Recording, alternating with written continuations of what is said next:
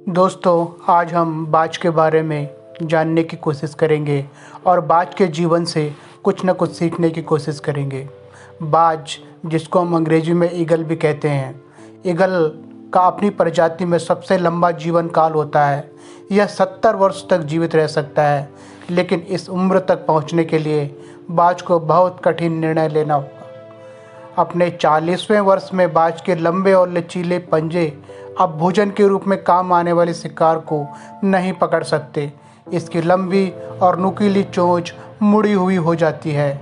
इसके पुराने और भारी पंख मोटे हो जाते हैं। मोटे पंखों के कारण इसकी छाती से चिपक जाते हैं और उसका उड़ना मुश्किल कर देते हैं। फिर बाज के पास केवल 2 विकल्प बचते हैं: मरना या परिवर्तन की एक दर्दनाक प्रक्रिया से गुजरना। यह प्रक्रिया 150 दिन यानी 5 महीने तक चलती है।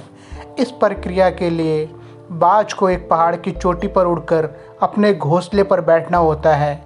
वहाँ बाज अपनी चोंच एक चट्टान से तब तक टकराती है जब तक वह उससे उखाड़ नहीं लेती।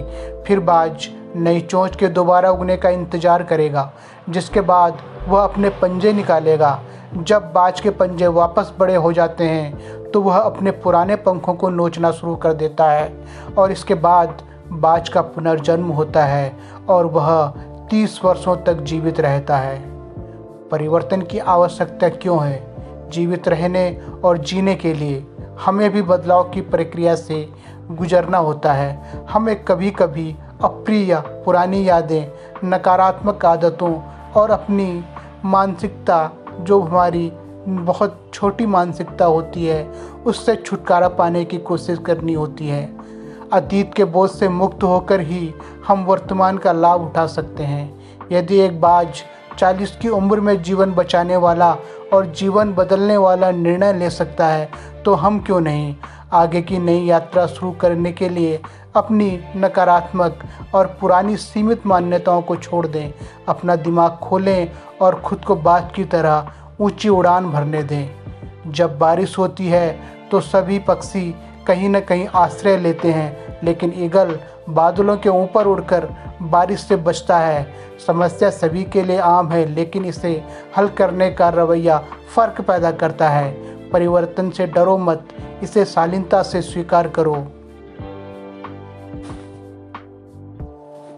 जिस उम्र में बाकी परिंदों के बच्चे चिचियाना सीखते हैं, उस उम्र में एक मादा बाज अपने चूजे को पंजे में दबोचकर सबसे ऊंचा उड़ जाती है।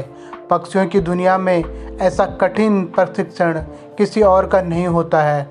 मादा बाज अपने चूजे को लेकर लगभग 12 किलोमीटर ऊपर ले जाती है, जितने ऊपर अमूमन जहाज उड़ा करते हैं, और वह दूरी तय करने में मादा बाज को 7 से 9 मिनट का समय लगता है। यहाँ से शुरू होती है उस नन्हे चूजे की कठिन परीक्षा। उसे अब यह बताया जाएगा कि तू किस लिए पैदा हुआ है, तेरी दुनिया क्या है, तेरी ऊंचाई क्या है, और फिर मादा बाज उसे अपने पंजों से छोड़ देती है। धरती की ओर ऊपर से नीचे आते वक्त लगभग 7 किलोमीटर तक उस चूजे को आभास ही नहीं होता है कि उसके साथ क्या हो रहा है। 7 किलोमीटर के अंतराल के आने के बाद उस चूजे के पंख, जो कंजाइन से जकड़े होते हैं, वह खुलने लगते हैं और लगभग 9 किलोमीटर आने के बाद उसके पंख पूरे खुल जाते हैं। यह जीवन का पहला दौर होता है जब बाज का बच्चा पंख फड़फड़ाता है। अब धरती से वह लगभग 3000 मीटर दूर है, लेकिन अभी वह उड़ना नहीं सीख पाया है। अब धरती के बिल्कुल करीब आता है, जहाँ से वह देख सकता है कि वह धरती पर गिरने वाला है। अब उसकी दूरी धरती से महज 700-800 मीटर होती है, लेकिन उसका पंख अभी इतना मजबूत नहीं हुआ है कि वह उड़ सके। धरती से लगभग 400-500 मीटर दूरी पर उसे अब लगता है कि उसके जीवन की यह शायद अंतिम यात्रा है। फिर अचानक से एक पंजा उसे आकर अपनी गिरफ्त में लेता है और वह अपने पंखों के दरमियान समा लेता है।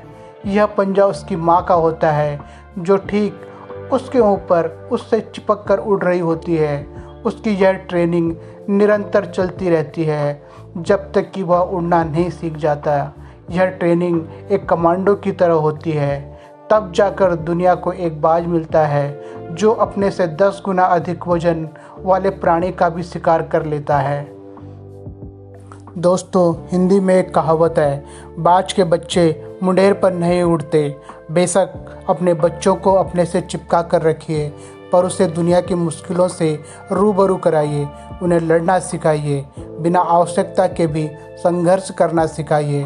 वर्तमान समय के अनंत सुख सुविधाओं की आदत व अभिभावकों के बेहिसाब लाड प्यार ने मिलकर हमारे बच्चों को मुर्गे जैसा बना दिया है, जिसके पास मजबूत टंगड़ी तो है पर चल नहीं सकता, वजनदार पंख तो हैं पर उड़ नहीं सकता, क्योंकि गमले के पौधे और जंगल के पौधे में बहुत फ़र्क होता है।